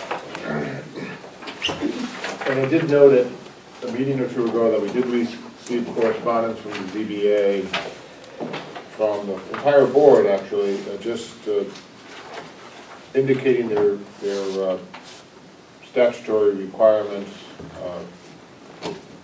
and their need for their funding request to be fully funded. So if anyone would like to review the letter, I think Peter has it in his file.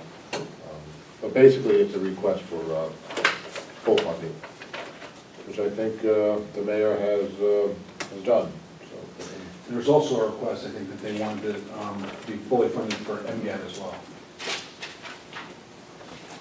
which is something that we would address when we discuss MGAT.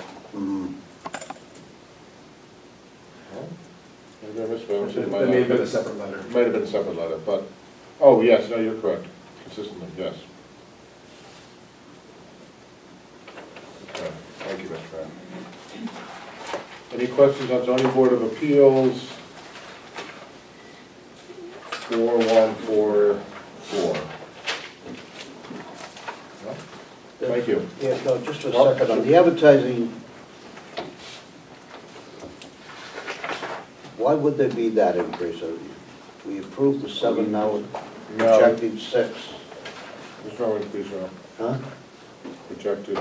We're projecting to 6, and now we're gonna go back up to 7, or? I think what we were doing is probably based on our current year's spending for public ad. I mean, again, it's based on the volume of the appeals that are coming in, and then they correspond directly to the public notice that's required. It's really not discretionary spending, so if they have to publish, they have to publish. Okay. So if they don't, they're not gonna publish. Yeah. So. But thank you. Okay. Thank you very much. I appreciate it. Okay, Human Resources Department, 4219. Thank you for your patience.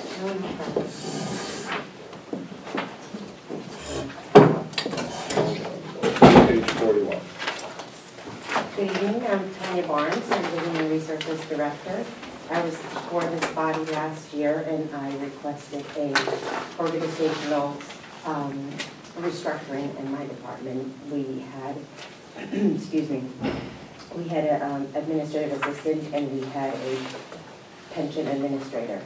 I was granted the reorganization and we have moved ahead and it's been quite successful. So now we have a HR generalist and a benefits specialist.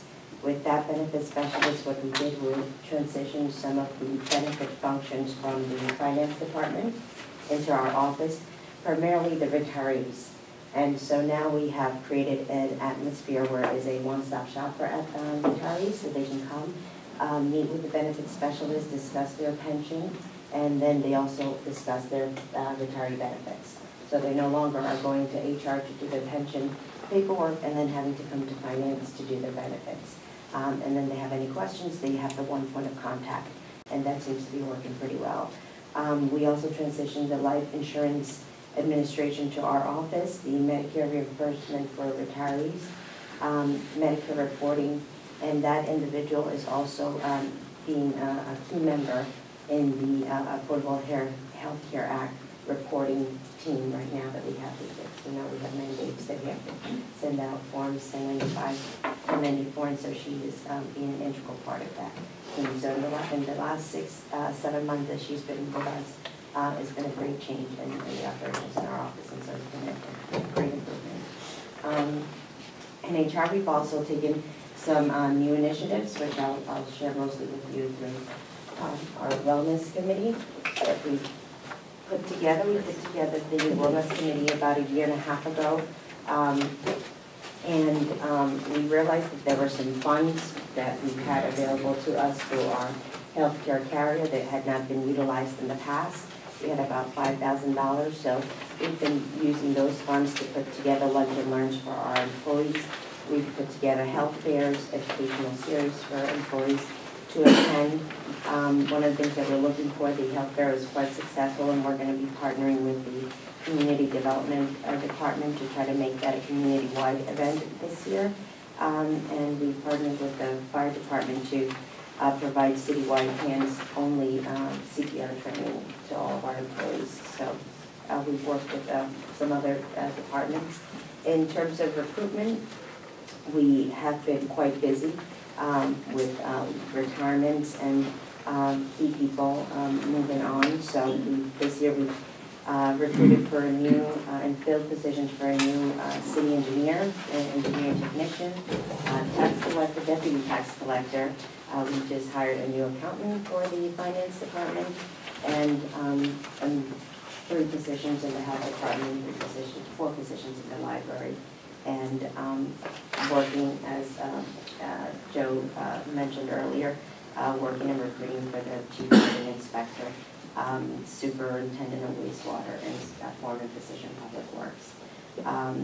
In-house, we've brought in created some in-house testing for public works, where we did some performance exams to really ensure that our new hires really have the knowledge, skills, and abilities and the competencies to really do the essential functions of the job.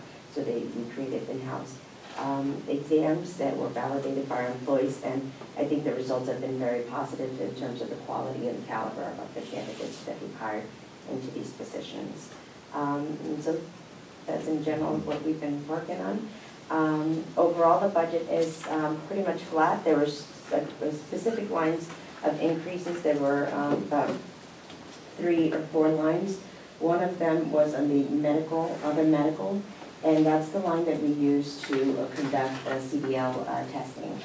Since we've been hiring new personnel, we've been looking for personnel that holds already a CDL license, so that way it isn't an expense that the city does not have to incur, but that does add people into the pool that have to be part of the random testing. So last year we spent about $4,700, so we're looking for that to increase. And the advertising, the same with posting many of these positions. Advertising is not inexpensive at all. So last year we spent about $4,300, and so we're looking to increase the line there. And some minor things in professional and special services, the increase is just to reflect the increase that was passed on to us by our vendor and memberships as well. But overall, it's been a flat budget. We're busy with what we have. You seem to be. Yeah, very much so. Any questions from the members? And she answered the ones I had. That's all right. Thank you for your Very much. presentation. Thank you very I'll stay and have a much. good Yes, night. pension board, Yes. 4145. Pension board is flat from last year. Last year I actually requested a decrease in the secretarial fees from $1,200 to $600, and so we're maintaining that. We actually were able to have the person who was doing the secretarial services to reschedule by reducing her fee by 50%. So we've looked into savings there. And if there's no questions on pension board, civil service commission, 4151.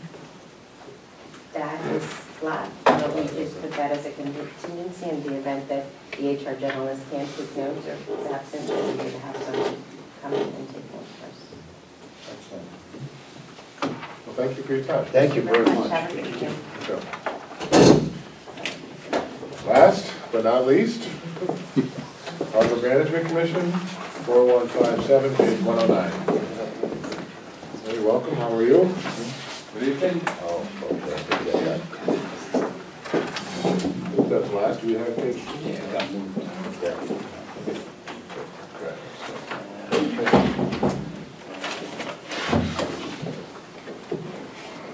Ray Swift, Director of Milford Landing, and no storms this year. You know what? It's been a much better winter than last two. Yeah. Less ice and less storm. Which hopefully we get an early spring. Milford Landing is the same, you know. Every year, I think I repeat, we have the same number of weekends, the same number of holidays, with the inclusion of fireworks. Oh, yeah. Yeah. This will be the second year, that's a big deal. We fill the marina up, and Yeah. it's, that'll generate a little revenue that is almost a, I want to call it a guarantee. It's a big night in Milford. It is, I've been down there, it's a wonderful night. Let me just, This year promises more food trucks. That's true, I wanted to get some food out of the truck, and the lines were, And more portalettes. the more. I didn't expect the crowds we had. I there were a mean, lot of people there. our dock office, literally, you stepped out the door and you were on somebody's blanket, and for some reason, I know fireworks, but families had blankets laid out everywhere you could, so it was nice. Do we have a good increase in the overall? You know what, there's an increase in there, I put in for patio furniture, Yeah, right. and that's more than a couple years overdue. What's there is probably at least 15 years old, and it's time. You You talk about the patio, Ray? Pardon? You talk about the patio? Well, we're working on getting a patio refurbished, which needs to be done also. You know, I've spent 10 years saving money. It's time to catch up a little bit, and it looks like we're spending a little, but it's a couple of projects that have been deferred, and we've done some of the repairs ourselves over the years, especially with the patio. It's a safety issue. And we just put in a request for a transfer to get that done. And it sounds like as long as that goes through, it'll be done for the season. Well, we had an office event, business after hours down there this past summer. It was wonderful, and you guys did a great job with it, and it's a beautiful spot to have it, right? Not on the main patio, just on the pavilion side. tent. Nice resource. It is, definitely. Any questions? Just a curiosity on the tree shrub upkeep and the building grounds upkeep. Our Public Works doesn't do any of that? No, well, they will help me if I need a hand, if it comes to machinery.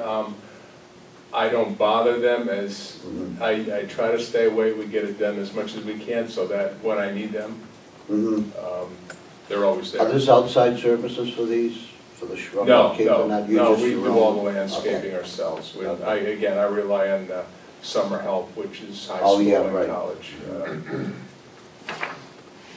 Okay. Can I chime in? Please do. If you may, sorry, Ray. That's good. The state stole the pilot funds, Right. 74,000. It was part of our budget, and because of that, we lost 2 full-time employees, and Ray has been super and helped us with his wages and his hours, and the harbor is successful because of Ray and making us survive that cut. That was a huge cut, but we survived it, and largely because of Ray. That's a good point. I think we recognize that because we recall when the pilot funds went away 3 or 4 years ago that it's a difficult situation. Oh, like Jimmy said before, we're Milford people, you know? Down west side. We, that's why we're here, and that's why we do a good job. Well, thank you. You do. Thank you very much. Thanks, Pat. Patience. Good, so, yeah, thank you. Okay, thank you. Ben, I got to talk to you. How about Nancy? Yeah, visited today. Yeah, because I was in there all day. I had heard it, Yeah. doghouse, thank you. You should be in the doghouse. She wasn't even there. She was groggy as hell. Good.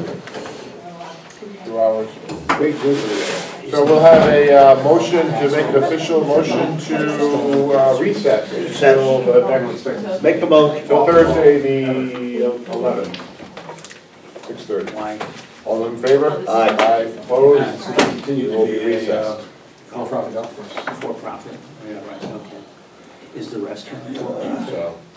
Yeah, it was the rest of the. Well, you made it. The whole operation. Yeah. If you make it through Tuesday and Thursday. I know. I mean, That's why they sold it, but, Right, but. Thursday, it's still gonna be taxed, the whole facility's gonna be taxed. According to Okay. that. There's not gonna be any, Yeah, I see that.